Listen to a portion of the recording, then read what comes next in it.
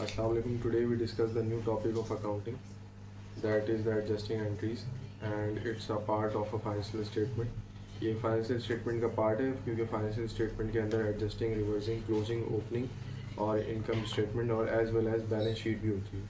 तो it's just a parts of income statement. तो adjusting entries होती क्या है? एडजस्टिंग एंट्रीज का मतलब ये कि आप लोगों को प्रीवियस के टॉपिक्स में या स्टार्टिंग के टॉपिक में हमने जनरल एंट्रीज़ के बारे में पढ़ा था कि जनरल एंट्रीज़ वो एंट्री जो आम तौर पे अमूमी तौर पे कैश और क्रेडिट की ट्रांजैक्शन पे या डेबिट एंड क्रेडिट की ट्रांजैक्शन के ऊपर बेस करते हैं. मगर अगर हम एडजस्टिंग की एंट्रीज़ की बात करें तो लाज़मी सी बात है कि कुछ चीज़ें हम स्टार्ट में eight the end of start करते हैं और ये कह लें कि ओपनिंग ऑफ द ईयर और एंडिंग ऑफ द ईयर उस चीज़ को हम परफॉर्म करते हैं. कि कोई भी कारोबार जब स्टार्ट होता है तो मैंने कहा कि ये इनकम स्टेटमेंट का टॉपिक है. तो इनकम स्टेटमेंट हमारा जो बनता है यानी मालियाती ढांचा जो बनता है या स्टेटमेंट आप जो बनाते हैं वो सालाना होता है.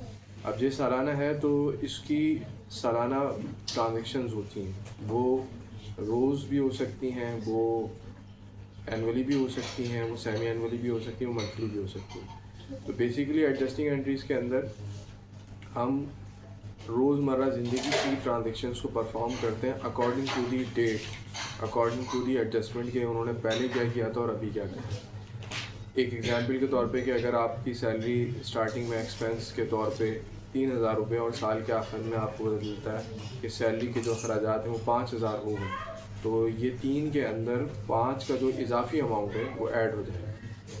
अब ऐड क्यों हुआ कि हमने एस्टिमेट किया कि स्टार्टिंग में मेरे पास जो है वो सैलरी 3,000 रुपये जाएगी खर्चे की मद में, मगर अब जो है वो सैलरी 5 के हिसाब से जाएगी. तो कितने बढ़ गए? 2,000 रुपये बढ़ गए. तो इसी तरीके से इसकी बहुत सारी वेराइटी.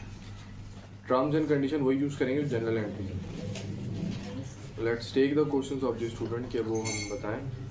और ये है कि एडजस्टिंग एंट्रीज़ का परफॉर्मेंस भी आपके पास मौजूद है कि आप लोगों की बुक्स के अंदर पेटी वाला और पेज पब्लिशर, इसके अलावा फ़िरोज़ कमर ग़ुलाम नासिर की किताब में, ये तीनों की किताबों में और तीनों पब्लिशर की किताबों में आप लोगों के परफॉर्मेंस मौजूद है. तो आप जो है वो क्वेश्चंस ले सकते हैं. आप इसके अंदर जो बेसिक क्वेश्चंस हों, जो आपके माइंड में थॉट्स हों, क्वेश्चंस पूछें.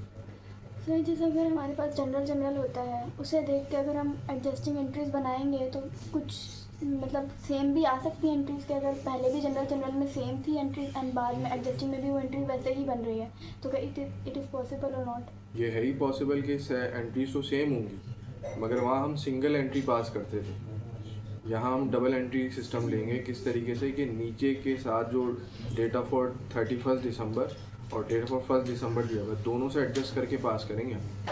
इसमें ऐसा नहीं है कि आपके पास लिखा हुआ है कि mister Ali invest cash in business, तो इसकी एंट्री थी कैश डेबिट और कैपिटल क्रेडिट. मगर यहाँ पे क्या है कि mister Ali invest cash in business as well as he also invest cash at the date of December 31, यानी उसने पहले इन्वेस्ट किया ओपनिंग में फिर क्लोजिंग में. तो इन दोनों को एडजस्ट करके बने. तो एडजस्टिंग का नाम ही इसलिए वजह से दिया हुआ है कि दो तरफा एडजस्ट करके अमाउंट आप निकालेंगे. अब वो टर्म्स एंड कंडीशन क्या होती है उस तरीके से आपने इसको एडजस्ट किया. और किसी कोई सवाल? सर जैसे परफॉर्मा में एक्रूड रेवेन्यू दिया हुआ है तो ये क्या है? देखें, ये मैं आपको बता देता हूँ कि एक्रूड रेवेन्यू क्या है, मगर क्या है कि एक्रूड की ये जितनी भी एंट्रीज हैं हमने पार्ट 2 में डिस्कस करनी है.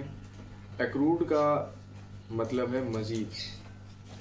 ठीक है, अब रेवेन्यू है तो आमदनी है, मज़ीद आना आपके पास. ठीक है, अगर हम एक्रूड के अंदर सैलरी डालेंगे तो सैलरी इनकम के तौर पे नहीं ली जाएगी, यहाँ पे एक्सपेंस के तौर पे ली जाएगी. ठीक है, ख़र्चे की मद में ली जाएगी. तो एक्रूड का मतलब होता है कि मज़ीद आपके पास उस आमदनी का आना. रेवेन्यू जो है वो आमदनी को कहते हैं और एक्रूड जो है रेवेन्यू आता है ना कि आपके पास से जाता है. सर जैसे अभी आपने बोला कि जो जनरल की एंट्रीज हैं उसमें पॉसिबल है कि हम उस तरीके से बना सकें. हम वही एंट्रीज कैसे बनाएंगे? यहाँ पर तो कैपिटल की बात, या अगर हम कैपिटल की बात, हम किसी बिजनेस की बात करते हैं तो कैपिटल की बात नहीं हो रही, इसमें तो वही कैपिटल की एंट्री नहीं बन रही. देखें, ये फ़र्ज़ी तौर पे हमने सपोज़ किया था कि समझाने के लिए. ज़रूरी नहीं कि कैपिटल की हो. In grade of ADC BCom के अंदर कैपिटल की भी एडजस्टमेंट है. कि एक इब्तिदा में एक पार्टनर था और उसने सेकंड में जाके जो है वो 2 पार्टनर्स हो गए, तो फिर इन्वेस्टमेंट बढ़ गई. अब जब बढ़ गई तो फिर आप उसको प्लस करेंगे, तो प्लस करने के लिए क्या फिर एडजस्टमेंट होगी. तो ज़रूरी नहीं है कि आप अभी इस चीज़ को देखें कि भाई ये हमारे पास है या नहीं। At the end of the grade higher level हम इस चीज़ को भी ऐड कर सकते हैं। सर जैसे अभी आपने अक्रूड के बारे में डिस्कस किया कि ये तो आने को कहते हैं, लेकिन ये कि जब हमारे पास अक्रूड एक्सपेंस होगा तो वो तो हम पे करेंगे, तो फिर यहाँ तो नहीं आ रही। देखें, अक्रूड का एक्चुअल मतलब है कि मज़ीद, ठीक है, मज़ीद, और इसको आसान अल्फाज में कह सकते हैं कि बढ़ना। अब जब बढ़ने की बात की जा रही है तो एक्सपेंस के अंदर ख़र्चा बढ़ेगा, ना कि आमदनी। और रेवेन्यू की नीचे हमारे पास हमेशा क्रेडिट होती है, मैं पहले भी डिटेल में डिस्कस कर चुका हूँ। तो एक्सपेंस की मतलब ये कि एक्रूड एक्सपेंस यानी ख़र्चा मज़ीद बढ़ रहा है, इसको यहाँ तक हमने रखा। और कोई सवाल किसी का? आई होप सो कि आपको ये बात समझ आई होगी। इंशाल्लाह नेक्स्ट टॉपिक में पार्ट 2 के अंदर हम फर्दर एंट्रीज को डिटेल में डिस्कस करेंगे।